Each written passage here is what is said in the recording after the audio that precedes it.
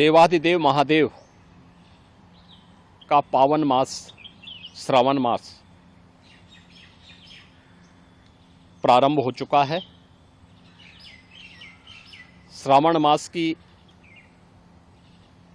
कावड़ यात्रा जग विख्यात है।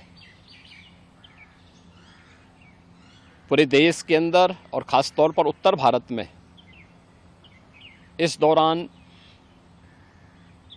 शिव भक्त महादेव के अनुष्ठान में लीन होकर के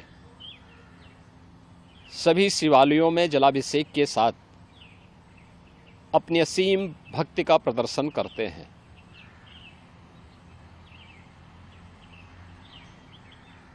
केंद्र और राज्य शासन ने मिलकर के श्रद्धालु जनों की सुरक्षा, उनकी सुविधा,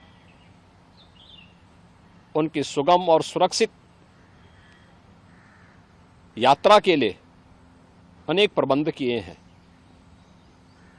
कहीं कोई दिक्कत न हो, कहीं कोई अव्यवस्था न फैले, कोई भी उनकी आस्था के साथ खिलवाड़ न करने पाए, इन सब बातों का ध्यान में रख करके प्रयास प्रारंभ किए गए हैं। लेकिन हमें इस बात जरूर ध्यान में रखना होगा, मैं सभी श्रद्धालु जनों से इस बारे में विनम्र अनुरोध करूंगा। हम लोग भी शिव भक्त हैं, महादेव की असीम कृपा हम लोगों पे बनी रही है और निरंतर हम महादेव से यही प्रार्थना करते हैं कि उनकी कृपा सदैव बनी रहे। कोई भी पर्व और त्योहार, कोई भी साधना बिना आत्मानुशासन के पूरी नहीं होती है। सुगम और सुरक्षित यात्रा के लिए हमें न केवल अंतःकरण से बल्कि बाहरी रूप से भी उस पूरी प्रक्रिया के साथ लीन होना पड़ेगा। शिवो भूत्वा शिवम यजेत।